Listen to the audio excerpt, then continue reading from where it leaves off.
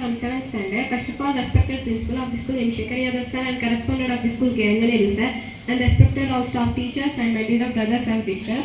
Today it's my turn to present a topic in front of you about a great scientist in the scientific temple and a astrophysician and Indian space scientist, and also who had a crucial role in the invention of 10.4 millimeter radio wave antenna. It's none other than Venkatraman Radhakrishnan. Venkatraman Radhakrishnan was an Indian space scientist and a member of the Royal Swedish Academy of Sciences in Bangalore.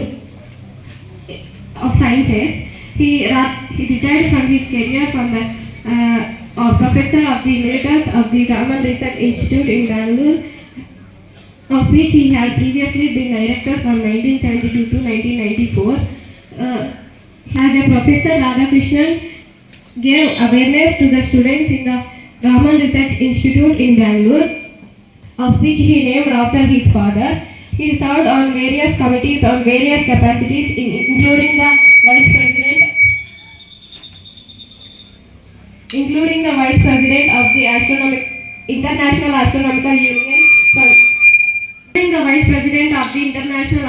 Union from the year 1988 to 1994. And next I am going to say about his early life and education. Radhakrishnan was born on 18th May 1929 in Tondiarpet, a suburb of Madras, to a Nobel laureate physicist Sir Chandrasekhara Venkata Raman, who is famously known as C.V. Raman, and his wife Lokasundari Ammal. Radhakrishnan also had a brother named Chandrasekhar Raman. Radhakrishnan completed his early schooling in Madras and graduated from the Mysore University before joining the Department of Physics at Indian Institute of Sciences in Bangalore. Next I am going to say about his career. He worked in the Chalmers University of Technology in Gothenburg, Sweden as a research assistant from the year 1955 to 1958. He also worked as in the senior research member of the California University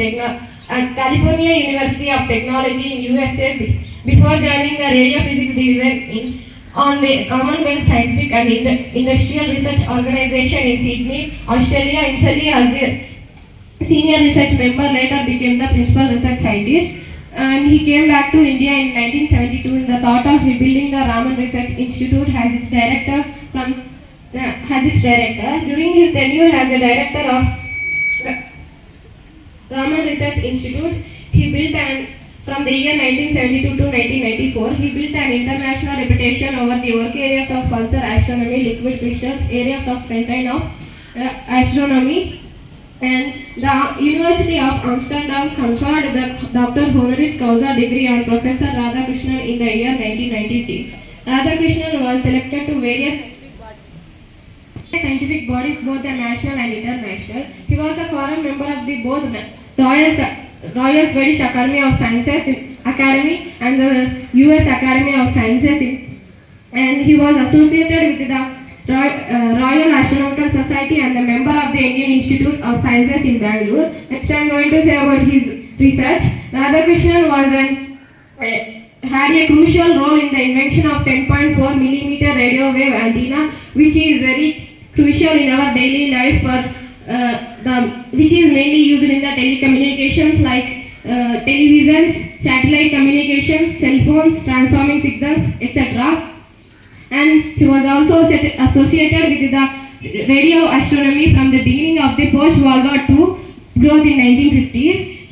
He was also one of the founders of the observational astronomy in India. He worked throughout the world in various occasions such as Sweden in 1954, Caltech, CSIRO, Sydney and Bangalore. The last 33 years of his life was spent in Bangalore. In part of his research involved the studying of polarization of radio waves in astronomical objects. This included the detection of radio waves from Van light bells surrounding Jupiter and the true rotation of the core of the Jupiter. He was also the first to systematically apply interferometry to polarized brightness distributions, and an early study of the Zeeman effect in 21 centimeters line emitted by a hydrogen atom. His measurements of polarization of Vela pulsar aided in establishing the picture of magnetized rotating neutron star, of which he had had proposed the paradigm curvature radiation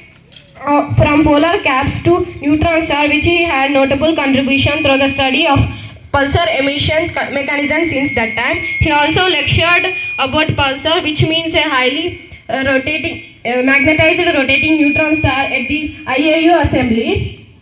And next, he also contributed in the designing and fabricating of hang gliders, microlight aircrafts and sailboats. His original contributions in these fields were acknowledged by the government of India and supported from the Aeronautics Research Development Ministry of Defence for designing hang gliders and ISRO for designing sailboats. And in publications, Radhakrishnan published more than 80 research journals and also conferences proceedings in various different international conferences. He also co-edited a book of conferences proceedings named Supernovae, Their Progenitors and Their Names in the year of 1985. And he was also the chairman of the editorial board of Journal of the Astronomy and Astrophysics for the year 1982 to 1987. And next I'm going to say about his important contributions. Radhakrishnan has an astrophysician contributed to the study of galaxies, planets and stars, and contributed to the study of deuterium abundance in galaxies, astronomical Raman measures, OH emissions in clouds, and also low frequency in telescopes at Gauri Bidanur and Mauritius. He also delivered the Millay lecture in 1987 and the Jap Sky lecture in 2000. Next I am going to say about his personal life.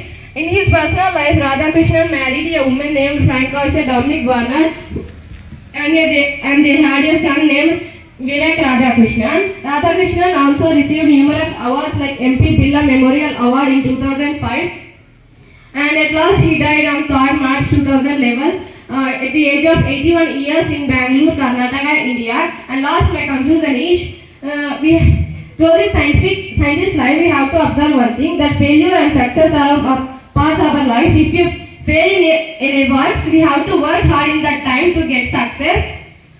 And as it has Venkata Raman Radhakrishnan, we need to inspire by him to walk forward in our life and also to succeed in our life. And science is a technology that we can use to change the world. So believe in science and live in science. And some people are not believing science because they are uneducated. They don't know about science. So the educated people, we have to explain them about the science, to believe in science and not to believe in superstitions. Because this type of people are one of the reasons for our India is still a developing country but not a developed country. And thank you for giving this great opportunity.